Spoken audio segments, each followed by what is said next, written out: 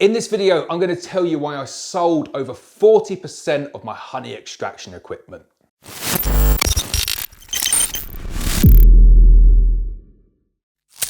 40% of my honey extraction equipment is now sold. In this video, I'm going to go through every single item I've sold and tell you why I've sold that equipment. Before we get into that, let's understand a little bit about the driver for the main change. Why did I need to sell any of my equipment and why did I buy it in the first place? Honey extraction equipment, I do have a little bit of a fetish, and I see something I think that's really, really good, that's going to help my process, or that's going to lead me to a better end product. They're generally the reasons that I'll buy stuff. The limitation that I have is that I'm in a very small honey extraction room and I need to really carefully choose what I keep and what I sell. So let's go through the items that I've sold then. Number one, I sold my honey sump. So a honey sump is a big heated box, has vertical filters running through it. You decant honey from your wax cappings press, you decant honey from your honey extractor. It has a float on it, so when it gets up to a certain height, the honey pumps out and you can decant it into storage tanks or buckets. Now, a lot of people use honey sumps, and honey sumps are a really good way to end the extraction day with finely filtered honey. I do not have the room for a honey extraction sump in here. It's a shame because it's something that definitely means that I end up with a superior product at the end of the day, but I just couldn't justify it due to the space. If you want to find out how I filter my honey now,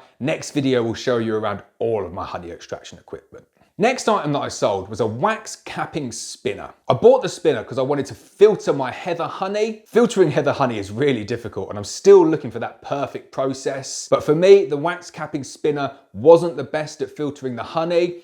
It worked, but it was slow. So I had to make a decision between, do I use that space for something that's not very efficient in my process, or do I get rid of it and go with a slightly slower process? I chose the latter. I'll show you in another video what I do now to filter my heather honey. The next thing I sold was a 100 litre premium settling tank. And you might think, why are you selling a settling tank? Surely the more settling tanks, the better. But the reason that I sold it is that I actually upgraded that settling tank to a 200 litre settling tank, got a valve on it and I can bottle straight out of it. So having a 200 litre one and a 100 litre one with two people doing the bottling on it, it means that one person finishes halfway through. So you have to think really clever and smart whenever you've got two of anything.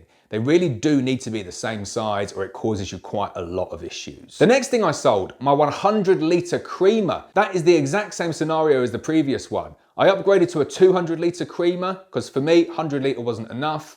And then running the two of them, it's just not efficient when it comes to actually putting the honey into jars because somebody finishes early. So I'm upgrading everything to 200 litres and then I can't justify with the space that I've got a 100 litre creamer and a 200 litre creamer. So that's it. 40% of my honey extraction equipment has sold. Is all of the stuff I've sold no good?